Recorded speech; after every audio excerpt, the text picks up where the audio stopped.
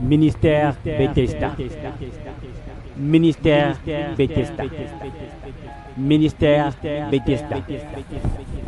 Seigneur, notre Dieu, notre roi, nous sommes vraiment très contents ce matin, Père, lorsque parfois les événements de la vie nous frappent très dur, tellement dur que nous pensons que nous sommes seuls.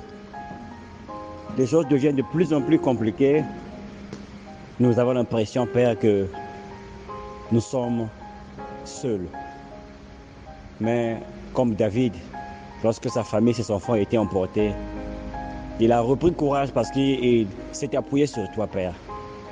Et nous, Seigneur Jésus, nous avons l'espoir, nous avons l'assurance, Père, que ce que tu nous as dit de ta parole est la vérité. Tu nous as promis de ne pas nous abandonner. Tu as promis de ne pas nous délaisser, Père, de toujours être avec nous.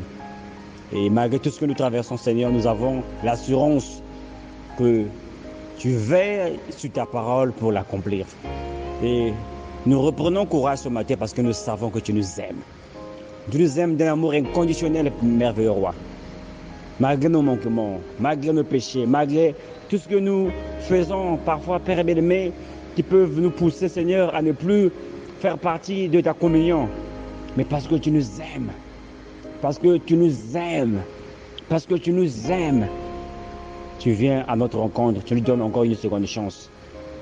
Quel bon Dieu que tu es, Seigneur. Apprends-nous à te craindre, Seigneur. Apprends-nous à te servir, Seigneur. Et nous prions que ce matin, Seigneur, tu nous parles, Seigneur Jésus. On peut recevoir tout de toi, Jésus. On peut recevoir l'argent, on peut recevoir les voitures, on peut recevoir les maisons. Mais lorsque tu n'es pas là, lorsque toi, tu ne rentres pas dans notre vie, Seigneur, nous ne sommes absolument rien, Seigneur. Nous nous abandonnons humblement à toi, Seigneur. La très chère belle famille dans le Seigneur, ce matin, je voudrais encore vous saluer. Et bien aimé dans le Seigneur, la vie est remplie de circonstances très difficiles parfois. La vie est remplie des événements parfois, surtout lorsqu'on est enfant de Dieu, on se dit que tout va aller de meilleur parce qu'on a donné sa vie au Seigneur Jésus.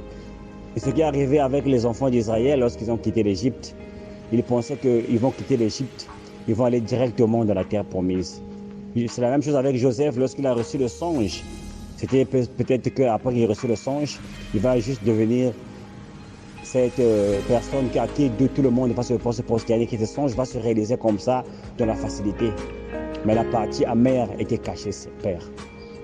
Et ce matin, le Seigneur voulait s'adresser à quelqu'un, voulait encourager un frère ou une sœur qui aujourd'hui est en train de douter de l'amour de Dieu dans sa vie. Il y a un frère parce qu'il traverse des moments difficiles. Il y a une sœur parce que tu traverses des moments difficiles, parce que tu n'arrives pas à avoir de l'emploi, parce que tu n'arrives pas à avoir un enfant, parce que tu n'arrives pas à avoir le mariage, parce que tu n'arrives pas à avoir le voyage, pourquoi tu n'arrives pas à avoir des enfants, te convertir au Seigneur, tu te dis que Seigneur, tu m'as abandonné. Mais le Seigneur nous aime. Je répète que le Seigneur nous aime et il a manifesté son amour. Lorsque nous lisons dans Romains chapitre 5 à partir du verset 8, la Bible nous enseigne, mais Dieu prouve son amour envers nous en ce que, lorsque nous étions encore pécheurs, Christ est mort pour nous. Bien-aimé, lorsque tu étais encore dans le péché, lorsque tu ne connaissais pas le Seigneur Jésus-Christ, le roi de gloire, le Seigneur des seigneurs, la Bible dit il t'avait déjà aimé dans cette condition rétrograde, dans cette condition pécheresse. Il a manifesté son amour. Jean chapitre 3, verset 16, la Bible dit que Dieu a tant aimé le monde. Dieu a sacrifié son fils. Dieu a quitté son trône. Il est devenu un homme à cause de toi et moi. Il voulait nous racheter du péché, racheter de la race déchue d'Adam, et afin que nous puissions devenir ses enfants. Si Dieu manifeste son amour lorsque tu es dans le péché, il t'a aimé, il a sacrifié, il a payé le plus grand prix, il a fait le plus grand sacrifice prendre la chose la plus importante, la seule chose qu'il avait, son Fils unique, laisser toute la gloire dans les cieux, venir sur la terre pour nous racheter. Qu'en est-il aujourd'hui, bien-aimé le Seigneur, que tu as donné ta vie au Seigneur Jésus-Christ? Qu'en est-il aujourd'hui, bien-aimé le Seigneur, que tu as donné ta vie au Seigneur Jésus-Christ? De quelle manière Dieu va t'aimer? Parce que nous lisons dans le livre de James, de Jacques, la Bible dit que c'est un Dieu qui ne varie pas. Il n'a pas d'ombre de variation. Il est intact. Ce qu'il était, il est aujourd'hui, il le sera toujours. Si étant dans le péché, il t'a aimé. Aujourd'hui, cet amour ne change pas aussi longtemps que tu marches dans la vérité, aussi longtemps que tu marches dans l'équité, aussi longtemps que tu marches dans sa parole. Ce que tu traverses n'est pas un signe que Dieu t'a abandonné. Parce que tu n'as pas d'enfant.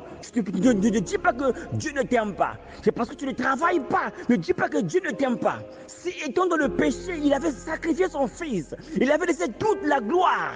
Il dit dans le livre d'Ésaïe, je ne partage pas ma gloire, mais il a laissé le trône de gloire, il a laissé le ciel, comme l'apôtre Paul nous enseigne dans le livre des Colossiens.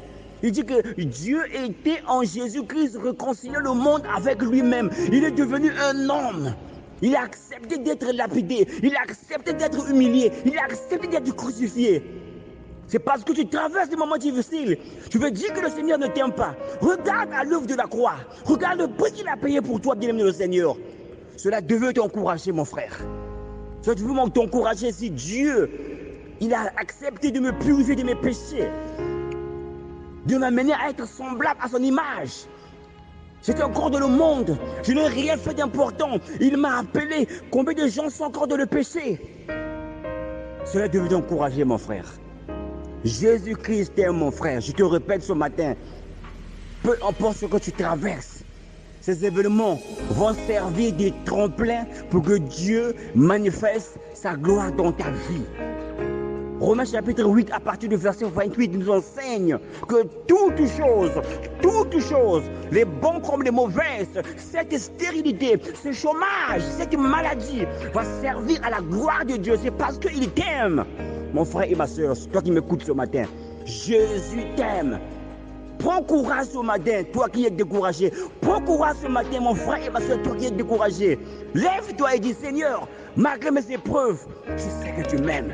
Et je veux continuer à te servir. Je veux reprendre ma vie de prière. Je veux reprendre ma vie de consécration. Parce que le prix que tu as payé à la croix du Calvaire, il est plus important. Cela prouve que tu m'aimes. Peu importe ce que je traverse aujourd'hui, je sais que tu es avec moi. Que le Seigneur aide quelqu'un ce matin à se reprendre, à réaliser que peu importe la difficulté que je suis en train d'endurer dans ma vie, Jésus-Christ m'aime. Jésus-Christ m'aime. Jésus-Christ m'aime. Et un jour, il va parler à la tempête. Et un jour, il va parler à la tombe. Et un jour, il va envoyer le vent d'Orient pour souffler sur les sauterelles, pour souffler sur la mer Rouge.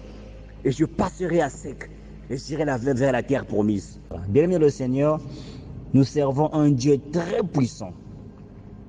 Le Dieu qui a la possibilité de faire n'importe quoi, n'importe où, n'importe comment. Donc vous allez remarquer, c'est un Dieu qui opère avec des principes. Et l'un des principes est celui de toujours utiliser l'homme. Dans la plupart des cas, lorsque Dieu veut faire quelque chose, il a toujours utilisé l'homme. Lorsque le peuple d'Israël en Égypte était en train de pleurer, Dieu a dit, je suis descendu pour vous délivrer, mais il a envoyé un homme qui était Moïse. Lorsque il a fait le jardin d'Éden, il s'agissait de maintenir le jardin d'Éden. Il a pris un homme, il l'a mis à la charge.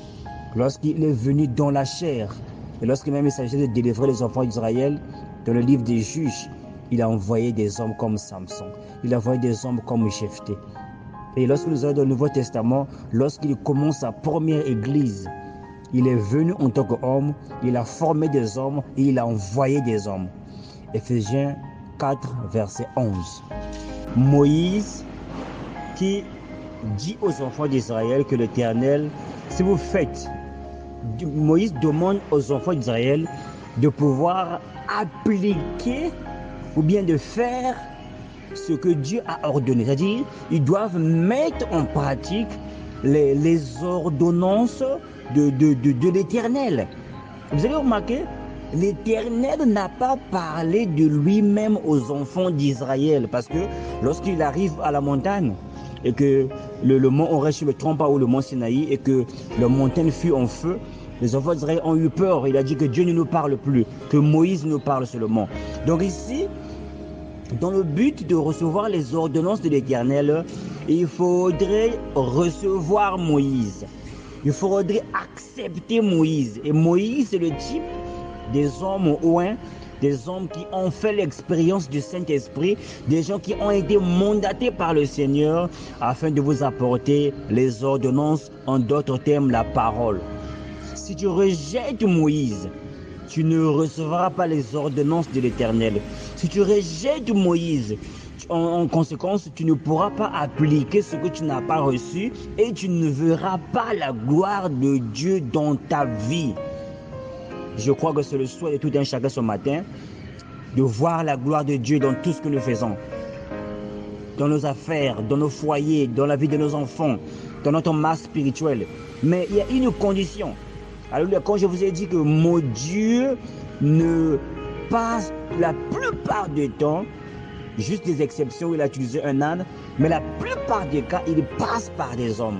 Et Moïse ici, c'est le type des Éphésiens 4, verset 11, les 5 ministères que Dieu envoie. 5 ministères que Dieu envoie. Alléluia. Nous savons tous, il y a le pasteur, il y a l'évangéliste, il y a le docteur, il y a l'enseignant, il y a le prophète. Il y en a 5. Et c'est eux qui apportent les ordonnances de l'Éternel. Si peut-être tu as grandi avec Moïse et que tu ne veux pas recevoir Moïse, à ce moment-là, bien-aimé le Seigneur, tu ne reçois pas les ordonnances de l'Éternel et tu ne verras pas la gloire de Dieu. Si peut-être que tu connais Moïse, que vous avez fréquenté ensemble, vous avez joué ensemble, tu connais sa vie passée, et tu ne parce que les ordonnances de l'Éternel sont passées par Moïse. C'est Moïse qui va à la montagne, qui prend les tables de la loi, qui descend et les donne aux enfants d'Israël. Aujourd'hui, c'est l'homme de Dieu. C'est l'Éphésiens 4 qui reçoit l'inspiration qui sont les tables de la loi. Et il vient, il les apporte aux enfants de Dieu. Et à notre tour, qu'est-ce que nous faisons en tant qu'enfants de Dieu? Nous mettons cela en pratique.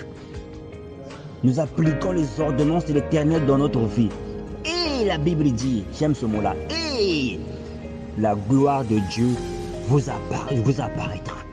Aujourd'hui, il y a des gens qui disent que non, moi je ne veux plus des pasteurs, il y a trop des escrocs, je ne veux plus avoir un pasteur. Bien-aimé le Seigneur.